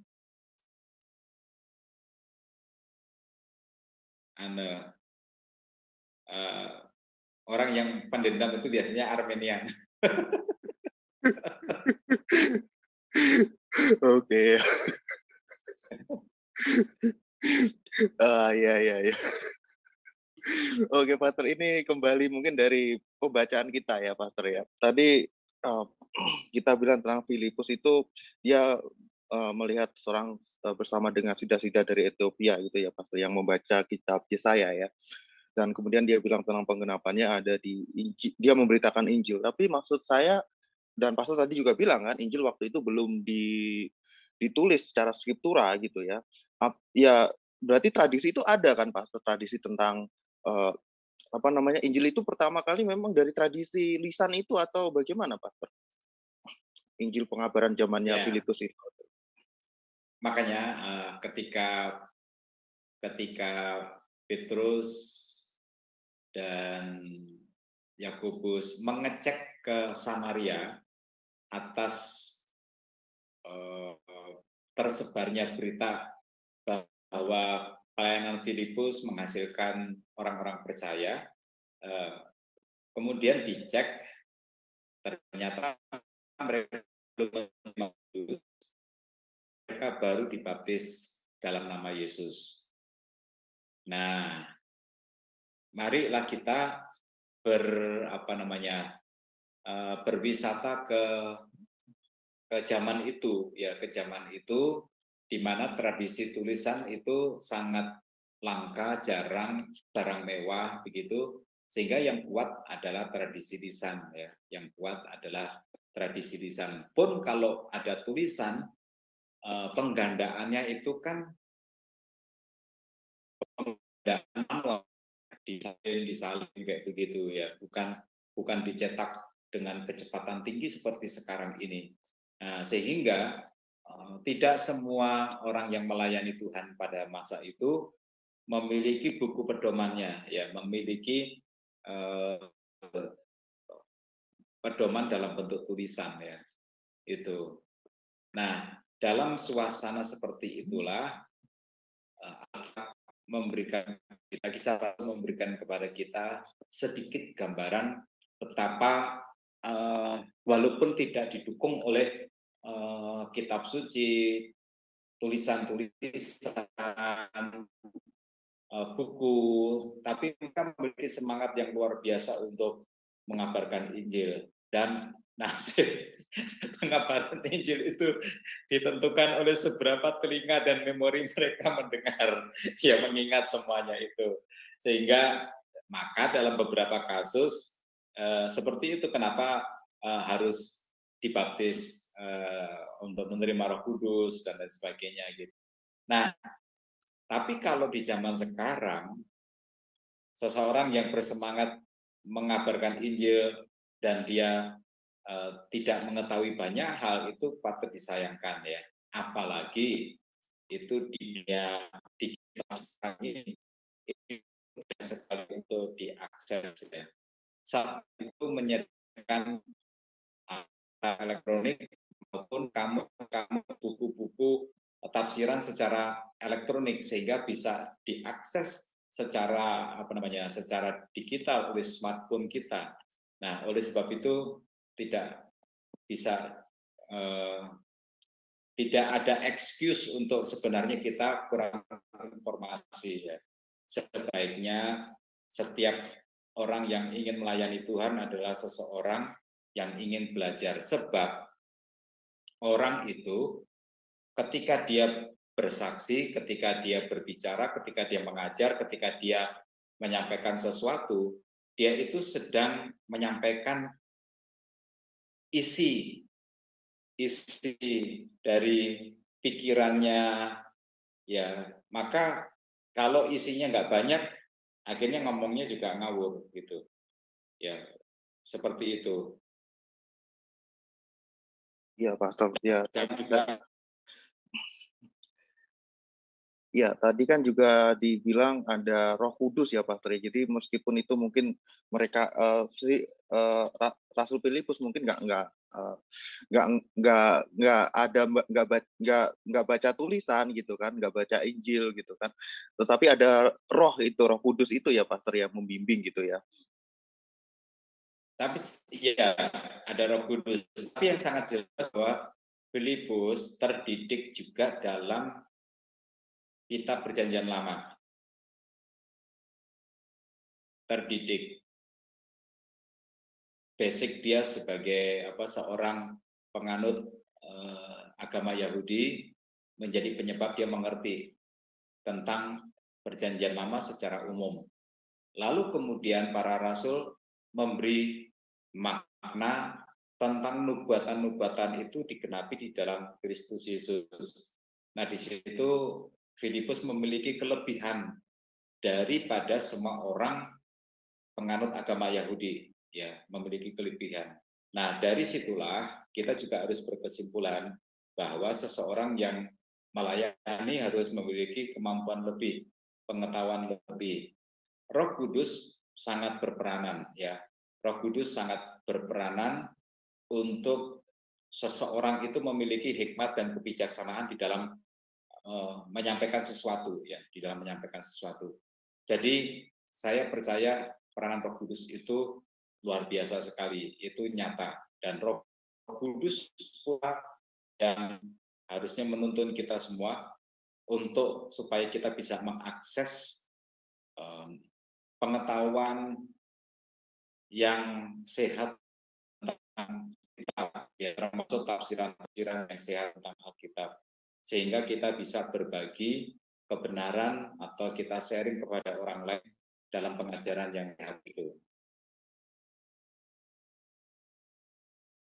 Iya, Pastor tadi kan juga bilang tentang referensi kita udah cukup banyak lah. Kita itu di zaman sekarang ya, kita bisa mengakses internet, kita nggak perlu baca, udah ada yang bacain gitu kan. Maksudnya baca AI atau apa itu kan bisa bacain gitu ya, Pastor ya. Ayat kita bisa tinggal kita klik play gitu kan, langsung kita denger aja udah bisa gitu kan. Tapi gini, Pastor, itu kan juga memunculkan orang-orang yang gini, Pastor. Dia merasa dirinya udah dipenuhi Roh Kudus, bahkan bilang dia lebih pintar dari Bapak Gereja. Itu bagaimana, Pastor? Padahal kan Bapak Gereja pun juga dinaungi Roh Kudus gitu loh. Ya, Bapak Gereja gitu loh, Pastor. Gimana itu? Ya, itu masalah karakter, masalah kantong lama ya, anggur yang baru makanya mengingatkan anggur yang baru itu di kantong yang baru. Pernah kan Tuhan Yesus juga bilang tentang membuat kejahatan di kerajaan Allah gitu. Ya, saya juga pernah jemaat saya menonton, dia bilang saya suka menonton itu loh, orang seorang polisi yang sering berceramah Alkitab, khotbah gitu di mana-mana, itu masih muda, tapi non-job gitu, pangkatnya sangat tinggi gitu. Saya bilang ini, saya pernah nonton itu khotbah gitu, dan booming pada waktu itu. Saya katakan saya bisa mengatasi tentang Indonesia dalam 1 hari, itu sudah pasti dia kalau enggak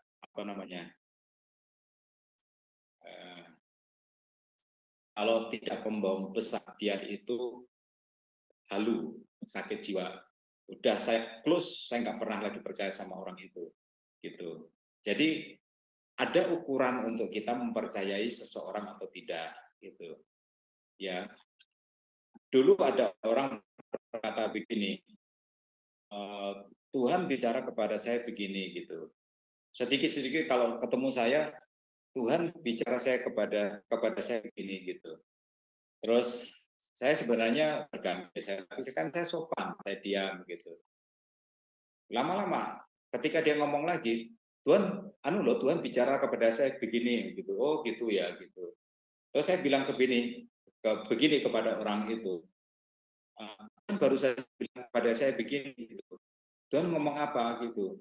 kamu disuruh diem, kamu nggak boleh main Tuhan-Tuhanan lagi seperti itu.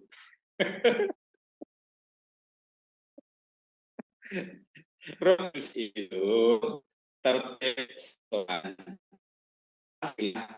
menghargai Bapak-Bapak gereja, dan Roh Kudus itu pula lah yang menginspirasi Bapak-Bapak gereja sehingga mereka membuat tulisan-tulisan yang sangat luar biasa, mengkonsep, merumuskan doktrin yang sulit untuk dimengerti.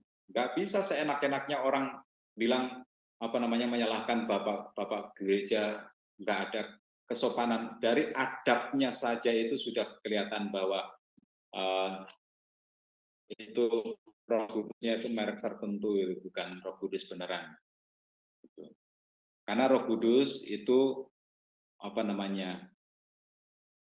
Roh Kudus itu ya Tuhan itu sayang semua anak-anaknya, dan Tuhan menghargai semua yang dipakai oleh Dia, semua pahlawan imannya itu.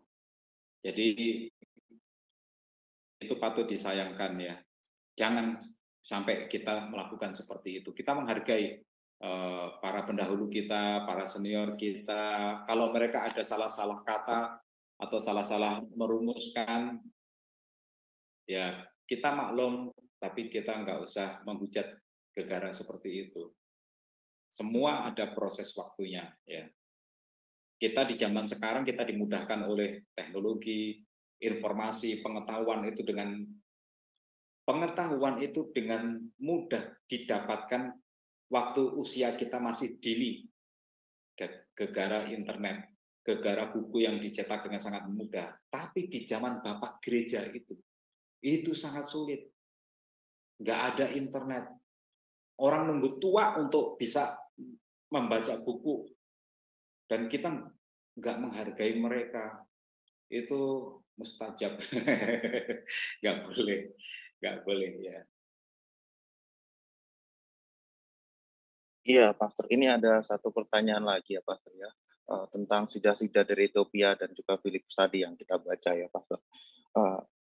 Ya ini sedikit pengalaman pribadi ya, Pastor ya. Aku dulu juga ngambilnya dari situ ya, waktu itu kan aku mulai percaya Tuhan Yesus itu kan juga diambil dari situ. Maksudnya dia juga menggunakan ayat itu dalam arti ya kamu hanya dibaptis doang gitu kan, sedangkan untuk dalam hal katekisasi kamu ditinggalin. Ya saya merasakan yang seperti itu gitu, Pastor. Apakah memang seperti ada yang model seperti itu gitu, Pastor? Maksudnya cuma sekedar dibaptis gitu kan, kemudian ya untuk gereja itu katekisasi kan, harusnya katekisasi, tapi ya saya juga termasuk orang yang tidak mengalami katekisasi gitu loh, Pastor. Ya karena memang ayat yang dipakai ya ayatnya itu tadi gitu, Pastor. Cuma sekedar ya kalau kamu udah percaya Yesus kamu dibaptis, itu aja gitu. Iya, itu kan zaman waktu itu gereja nggak ada ya.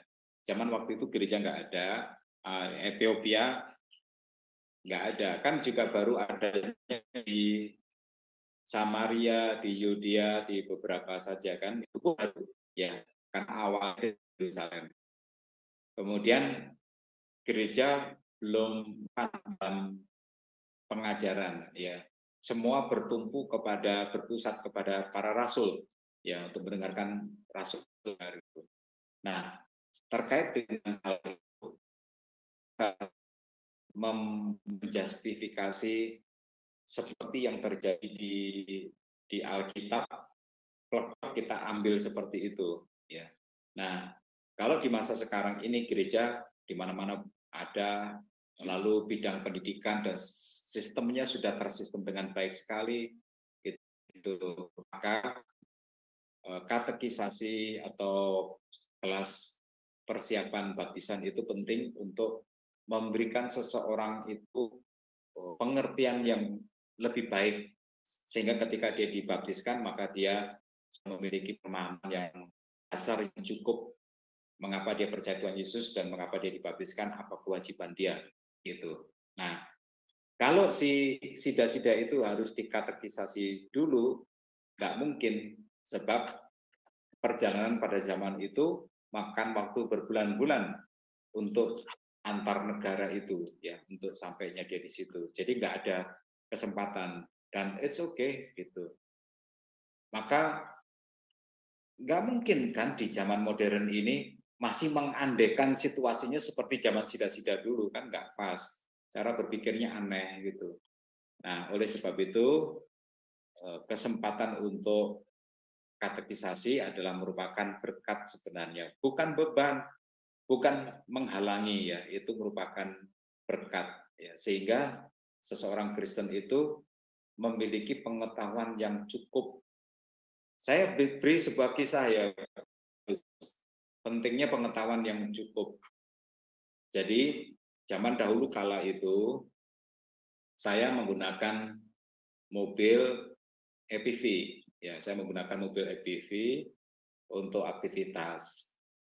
Lalu seseorang itu lagi punya proyek, dia punya proyek sehingga dia bilang begini, tukeran dong mobilnya gitu ya, tukeran dong, saya tukeran dengan dia selama 1 bulan. Grand Livina ya, saya pakai Grand Livina. Nah, itu mobil Matic dan bahkan teman yang bersama dengan saya itu bingung dengan fiturnya gitu. Nah, oke lah, akhirnya kita tukeran dan kita jalan. FV itu manual, FV manual gitu. Saya disuruh nyeterin komplek untuk apa namanya adaptasi. Oke, semuanya gampang karena ini matic malah gampang banget. Saya bilang begitu. Tapi teman saya bingung dia. Kok kamu bisa pakai matic gitu? Nah, kita jalan, bensinnya tinggal sedikit nih. Saya masuk ke mobil.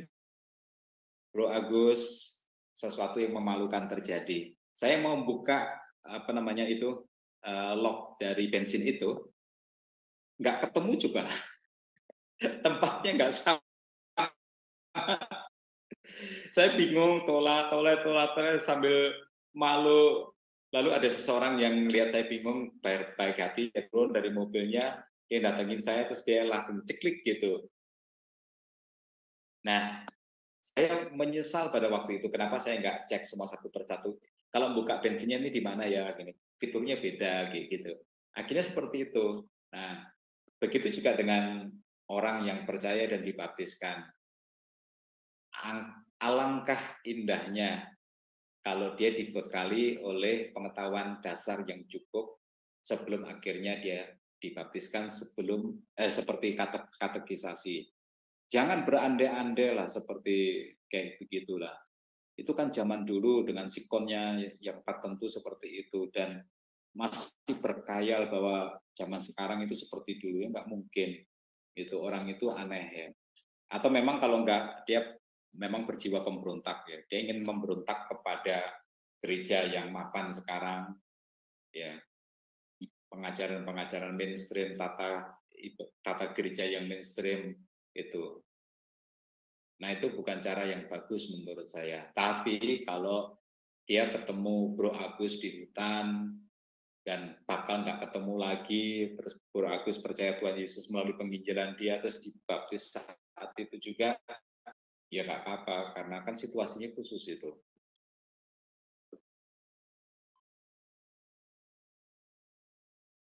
Ya. Ya, tadi sebaiknya lebih baik dikatekisasi dulu ya, Pastor ya. Tapi ada juga tadi Pastor bilang situasional lah, kayak kira-kira seperti itu ya, Pastor ya. Ya. Oke, Pastor, ini kita sudah hampir jamnya. Mungkin Pastor bisa kasih konklusi dari materi yang tadi, kemudian bisa ditutup dengan doa dan doa berkatnya. Silakan. Baik, teman-teman sekalian, kita baru saja berbicara tentang topik ketika Tuhan membuka pintu kesempatan, ya, apa yang harus kita lakukan? Saya berasumsi bahwa kita adalah orang-orang yang memiliki passion atau kerinduan untuk dipakai Tuhan, melayani Tuhan. Nah, oleh sebab itu, nasihat yang pertama adalah kita harus siap untuk dipimpin Roh Kudus. Ya, kita harus siap. Kita juga harus siap untuk memulai. Jangan membingungkan apa yang nanti saya harus lakukan. Ketika kita mulai melangkah, kita pasti tahu apa yang harus kita lakukan. Karena Roh Kudus akan mengajar kita bagaimana kita melakukan. Selalu ingat bahwa tujuan kita adalah memperkenalkan seseorang kepada Tuhan Yesus. Awal pembicaraan boleh apapun juga, tetap ujung-ujungnya adalah kita jadikan itu sebagai jembatan untuk memperkenalkan seseorang kepada Tuhan Yesus. Dan yang terakhir, ingat ini, ketika sebuah misi sudah selesai, itu artinya misi baru sudah menunggu. Oleh sebab itu, kita harus terus melayani, jangan pernah berhenti melayani, terus melangkah, jangan pernah berhenti melangkah. Kalau berhenti boleh hanya untuk beristirahat sejenak, tapi selanjutnya kita melangkah lagi. Tuhan sedang memakai kita semua. Oleh sebab itu, tugas kita adalah melakukan bagian kita, lalu selanjutnya Tuhan akan melakukan bagiannya untuk kerajaannya. Mari kita berdoa. Bapa Surgawi, terima kasih Tuhan. Malam hari ini kami boleh bersharing tentang bagaimana Tuhan memakai Filipus untuk menginjili sida-sida yang dari Ethiopia itu. Dan kami mendapatkan semua kebenaran di situ Tuhan. Bapak, kami berdoa karena kami percaya sejatinya banyak pintu kesempatan Tuhan berikan buat kami. Tetapi kadang-kadang kami melewatkan kesempatan-kesempatan yang Tuhan berikan oleh sebab kami tidak mampu untuk memiliki kepekaan menangkap bahwa itu adalah sebuah kesempatan. Tuhan ampuni kami. Sekarang jadikan setiap kami memiliki kepekaan rohani untuk melihat apa yang tidak terlihat. Itu sebagai sebuah kesempatan untuk melayani Tuhan. Kesempatan untuk memberitakan Injil, kesempatan untuk memuliakan nama Tuhan, kesempatan untuk memperkenalkan orang kepada Tuhan Yesus. Bapak, kami berdoa di dalam nama Tuhan Yesus. Alangkah indahnya bila setiap kami mampu menangkap setiap kesempatan itu, memaksimalkannya untuk hormat dan kemuliaan bagi nama Tuhan. Kami semua yang ada di Sema Adonai Tuhan, berkati supaya setiap kami dapat memanfaatkan kesempatan kami untuk belajar bersama-sama, bersharing bersama-sama, untuk bertumbuh, akhirnya menjadi orang yang dipakai oleh Tuhan secara luar biasa. Terima kasih Bapak, terima kasih teman-teman operator Sema Adonai, Bro Agus, Bro Trinity, kami doakan Bro Petra dan juga yang lainnya Tuhan.